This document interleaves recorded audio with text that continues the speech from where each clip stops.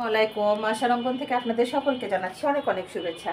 আশা করছি সবাই ভালো আছেন, আলহামদুলিল্লাহ আমিও ভালো আছি। তো যাই হোক, এখন বাজে প্রায় 6টার মতো। আজকে সারাদিন আমার কোনো ভিডিও করা হয় নাই। সারাদিন আমার একদম কিচ্ছু করতে ইচ্ছা করতেছিল না, আর একটু বাইরে যাওয়ার ছিল আমার। যেদিন কোনো কারণে সকালে বা দুপুরে বাইরে যাওয়ার কোনো প্রোগ্রাম থাকে, সেদিন আমার সারাদিনের কাজ এলোমেলো হয়ে যায়। তো যাই হোক, আজকে ওয়েদারটা ছিল একদম দুর্দান্ত, প্রচণ্ড পরিমাণে ভালো একটা ওয়েদার ছিল মাশাআল্লাহ। খুব সুন্দর বাতাস ছিল, রোদ ছিল, কাপড় চোপড় একদম এত সুন্দরভাবে শুকায় গেছে তা বলার মতো না। আর এইখানে এই যে ছাদে যে ভদ্রলোক আর বাচ্চাটাকে মনে হয় দেখা যাচ্ছে না, দেখা যাচ্ছে একটু একটু, গ্রিলের কারণে মনে হয় দেখা নাও যেতে পারে। খুব সুন্দর করে তার ইয়াগুলো কী যেন বলে ওইটাকে, ছাদ একটা ফ্ল্যাট করার পরে যে ছাদে যে রডগুলো বের হয়ে থাকে, সুন্দর করে সিমেন্ট লাগাই দিচ্ছে। হয়তো দেখা যাচ্ছে কি না জানি না, দেখা যেতেও পারে নাও পারে। এই যে খুব সুন্দর করে সিমেন্ট লাগাই দিচ্ছে ওনার ওয়াইফ সহকারে। আসলে প্রত্যেকটা মানুষের একটা স্বপ্ন থাকে, একটা বাড়ি, তাই না? বাড়িটা হলো তার সন্তানের মতো। সন্তানকে যেমন মানুষ ভালোবাসে, যত্ন করে, একটা বাড়িকেও মানুষ যত্ন করে, ভালোবাসে। রডগুলো যাতে মরিচা না ধরে। এখন তো বৃষ্টি, আমি অনেকক্ষণ জিনিসটা দেখতেছিলাম আর আম্মার সাথে ব্যাপারটা কথা বলতেছিলাম। যেহেতু বৃষ্টি, রোদ, বৃষ্টিতে দেখা যাবে যে মরিচা পড়ে যাবে, এই কারণে সুন্দর করে সিমেন্ট দিয়ে প্রলেপ দিয়ে যাচ্ছে সুন্দরভাবে। দেখা যাচ্ছে কিনা আমি দেখাতে পারলাম কিনা জানি না, এই যেখানে দেখা যাচ্ছে মনে হয়। তো যাই হোক, পরচর্চা করে লাভ নাই, ভালো জিনিসটা দেখলাম যে না, ওনার আসলে যত্নটা আছে। যত্নে সব কিছুই ভালো থাকে, অযত্নে কোনো কিছুই ভালো থাকে না। সম্পর্কও ভালো থাকে না, বাড়ির ঘরও ভালো থাকে না, জিনিসপত্রও ভালো থাকে না। এই হলো আমার অবস্থা। আর আমার বড় ছেলে এখানে এতক্ষণ ছিল, তাতে এক্সাম চলতেছে। ও সাধারণত আম্মা যখন বাসায় থাকে তখন দেখা যায় ম্যাক্সিমাম তো আম্মা ওর রুমটাতেই থাকে, তখন ও ড্রয়িং রুমে বেশি পড়ে, জায়গাটায় বই থাকে, এখানেও পড়ে। তবে আমার বড় ছেলেটা প্রচণ্ড পরিমাণে গোছানো। আমি তো সবসময় আমার ছোট ছেলের গল্প করি, ছোট ছেলে এই করে সেই করে, বড় ছেলে কম কথা বলে, কিন্তু বড় ছেলে প্রচণ্ড পরিমাণে গোছানো, কোনো কিছু এলোমেলো করবে না। এই যে আমি ফ্যান বন্ধ করে কথা বলতেছি, আমার একদম ঘাম চলে আসছে। তো যাই হোক, ও কোনো কিছুই ও যে এই রুমে প্রায় 1-1.5টা থেকে আসে, বোঝা যাবে যে ওই রুমে ছিল এতক্ষণ। একদম আমার মতো গুছিয়ে থাকতে খুব পছন্দ করে। ওর সামনে কোনো জিনিস এলোমেলো থাকলেও প্রচণ্ড পরিমাণে বিরক্ত অনুভব করে। ক্যামেরা নিয়ে চলে আসলাম। কে কে রেডি আসছো আর কে কে রেডি নাই বলো? রেডি না থাকলে রেডি হও। ও মাহিন, এই যে আমার মাহিন। এখন বাজে, সরি আমি ভুল বলছি আপনাদেরকে, এখন বাজে হলো 6:30। এই যে আমার মাহিন পড়তেছে। মাহিনের এক্সাম তো আবুজি, কালকে কি এক্সাম মা? ইংলিশ না? ও, মাহিনের ইংলিশ এক্সাম। মাহিন আবার ম্যাথটা বেশি পছন্দ করে ইংলিশের চেয়ে, তাই না বাবা? হ্যাঁ, ম্যাথ বেশি পছন্দ করে। ম্যাথ পরীক্ষা মাশাআল্লাহ ভালো হয়েছে। কালকে ইংলিশ পরীক্ষা। সে এই যে এটা, হ্যাঁ বলেন তো বাপি। আব্বু আর আধা ঘন্টা আছে না আমাদের, একটু রিল্যাক্স করো। এখন আর পড়ো না, সন্ধ্যার সময় পড়তে হয় না মা, আসরের পরে পড়তে হয় না, এটা না নানা বলছে। তো যাই হোক, ও সাধারণত দেখা যায় যে মাগরিবের পর ওর ম্যাম আসে, ওর পড়া থাকলে এই সময়টা পড়ে নেয়। আর এই যে গাছগুলোকে দেখাই একটু, এই যে গাছটা এই যে এরকম লম্বা হয়ে গেছে, এদিকে কোনো কিছু হচ্ছে না, একটা পাতাও গজাচ্ছে না, এদিকে লম্বা হয়ে গেছে। আর এদিকে এই যে ছোট ছোট গাছগুলো, এই যে এগুলো সুন্দর। এই যে এটা ম্যাম দিছিল, ম্যামেরটা এটা মোটামুটি আছে। তো যাই হোক, কয়েকটা গাছ লাগাতে হবে ভাবছি। এই আর এই যে এখানে আসতে প্রচণ্ড পরিমাণে বাতাস, তো সব ছাদেই কেউ না কেউ আসেই, টুকিটাকি সব ইয়া করতেছে, কি যেন বলে, রিল্যাক্স করতেছে। আব্বু সে ইয়া করে ফেলো, কি যেন বলে, বইগুলো বন্ধ করে ফেলো। তোমার একটা মামা ছিল, কি বলতো জানো? আমি যদি বলতাম যে বই বন্ধ করে রাখ, শয়তান পড়বে, আর ও বলতো শয়তান পড়ে শিক্ষিত হোক, তাহলে আর শয়তান কি করবে না?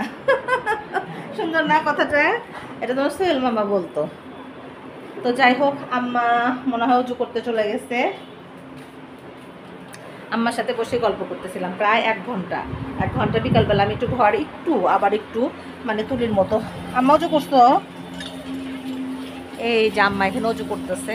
আমাদের কিন্তু এখানে প্রতিটা বারান্দায় ওয়াশরুম আছে আমাদের, কারণ আমার তো ছেলে বাচ্চা মেয়ে বাচ্চা না, এর জন্য আমি 2টা ছেলেরই ওয়াশরুম বারান্দা দিয়ে রাখছি, যাতে ঘর নোংরা না হয়। ঘরের সাথে ওয়াশরুম আসলে এটা কিন্তু ইসলামিক দিক থেকেও মানুষ সাপোর্ট করে না, সাধারণত ঘরের বাইরে হলেই ভালো হয় জিনিসটা। তো যাই হোক, এর জন্য আমার 2টা ওয়াশরুমই বারান্দা দিয়ে, ঘরের ভিতর দিয়ে না। যেটা আমার সিস্টেমটা ছিল ঘরের ভিতর দিয়ে, কিন্তু আমি সেটা নেই। আমি বলছি যে না, আমি এভাবে নিব না, আমি বাহির দিয়ে নিব। তো যাই হোক, একটু হাদিস বলে ফেললাম। এখন দেখি আমার সাহেব কী করে, সাহেবের সাথে একটু ধুয়ো মেরে তারপরে না হয় ভিডিওটা শেষ করি। আজকে এইমাত্র চা খাইছি সবাই, চা আমি বানাই নাই। তো যাই হোক, চাটা খুব মজা হয়েছিল।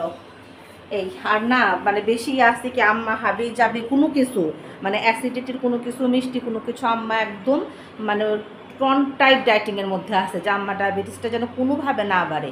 এর জন্য আমরা মানে আম্মার সামনে নিজেরাও দেখা যায় যে একটু কন্ট্রোল করার চেষ্টা করতেছি। এই যে না আম্মার কষ্ট হয়ে গেছে অনেক, মানে 6-7-এর উপরে উঠানোই যাবে না এই অবস্থা। আসলাম আমার রুমে, এই যে আমার সাহেব এখানে। হাই বলো, হাই বলো। তার সাথে একটু বাইরে গেছিলাম, তার সাথে একটু বাইরে গেছে দেখে তার ভাব বেড়ে গেছে অনেক দিন পর। এই জানালাটা একটু লাগাই দাও, মশা আসবে কিন্তু। এই যে জানালাটা দিয়ে প্রচণ্ড পরিমাণে বাতাস আসতেছে, মশা মনে হয় ইদানিং কম, তাই না বাবু? কেন বৃষ্টির কারণে? বৃষ্টি হলে না মশা হয় বলো তুমি? আগে বলতে যে বৃষ্টি হলে মশা বেশি হয়, এখন ভুলে গেছো। আর এই রুমটাতে এই পরিমাণ বাতাস মানে আমি বলে বোঝাতে পারবো না, প্রচণ্ড পরিমাণে বাতাস। এর জন্য এই মানে ফ্ল্যাটটা নেওয়ার সময় আমার সাহেব একদম এই রুমটা ফিক্সড করে ফেলছিল যে এটা তার রুম। মাহিন বলছিল যে পাশেরটা তার রুম, আর আমার সাহেব বলছিল যে এটা ওনার রুম, এই বাতাসের কারণে। তো যাই হোক, তখন বুঝতে পারি নাই যে এত বাতাস থাকবে, কিন্তু আসলে প্রচণ্ড পরিমাণে বাতাস। তো যাই হোক, আজকে সকাল থেকে তার দেখা হলো না। শিরিন খালা এসেছিলো, আজকে জাস্ট রান্না করছিল চিকেন আর চিংড়ি মাছ আলু বেগুন দিয়ে। হ্যাঁ, আর কালকে ডাল ছিল। এই আজকে খুব একটা রান্না বান্না করা হয় নাই। রাতে আসবে, রুটি বানাবে ইনশাল্লাহ, খালার যদি মন মানে ভালো থাকে।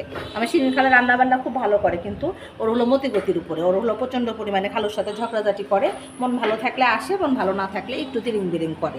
তখন আবার আমি একটু ম্যানেজ করার চেষ্টা করি। মিশরাবু, তোমাকে কিন্তু দেখা যাচ্ছে, দেখাইছো? তুমি সন্ধ্যার সময় শুয়ে আসছো কেন? উঠো।